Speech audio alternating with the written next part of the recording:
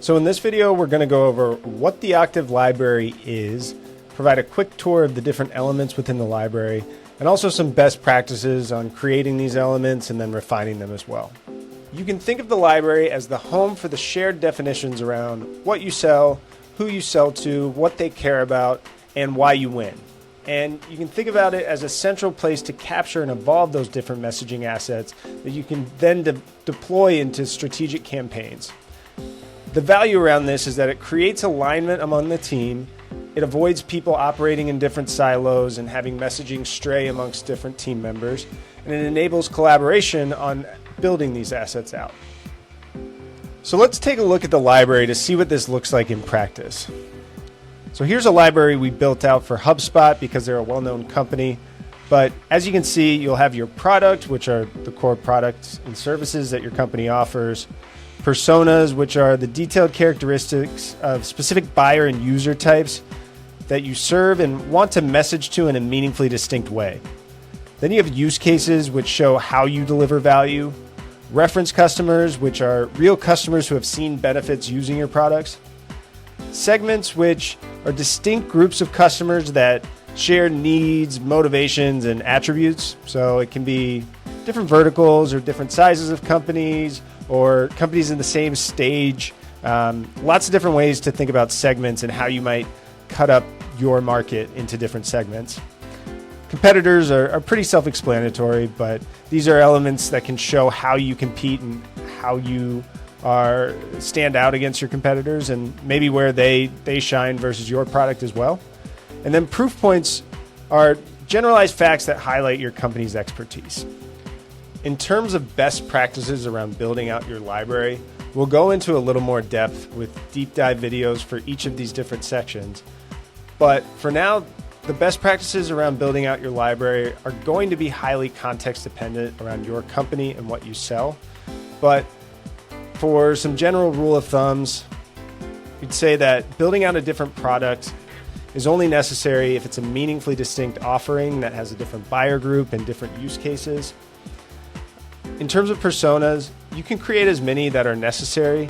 We challenge you to think about how would I break up my market into distinct groups that I would want to message to in a meaningfully distinct way.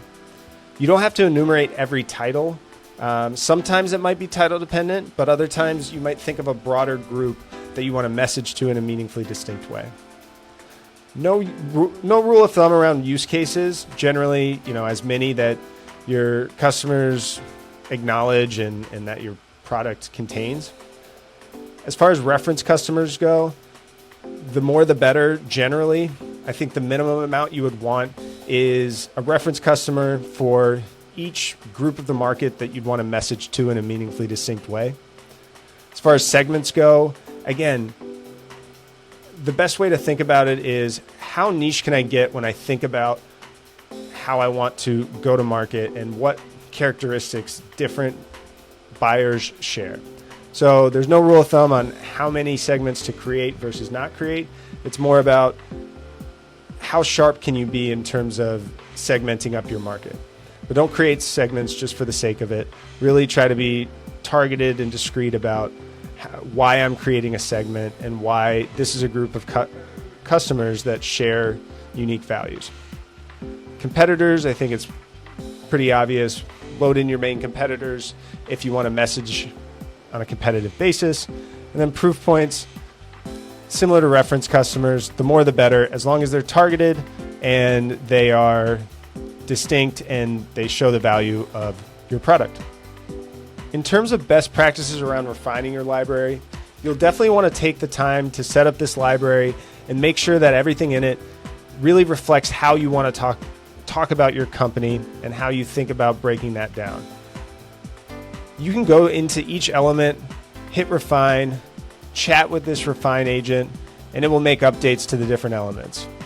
We generally recommend that teams collaborate and spend some time up front making sure that all of these different elements reflect what they want to be talked about. That being said, the library should generally be a more static area of the Octave experience. Your playbooks and your agents are going to be your more experimental layer to test how this messaging goes out into the market. Over time, as you learn which messages are resonating, or as you add new use cases, or as your product evolves, you'll definitely want to come back and make refinements to your library, which will then flow down through all of the other different elements within Octave. That being said, if you invest time upfront to make sure the initial version of the library is good, that will only help, because then you can build off of a solid base and come back over time as you have real learnings in the market. That's all for now about the library. Hopefully you have a good understanding of the core foundational layer that powers Octave and powers your go-to-market messaging system.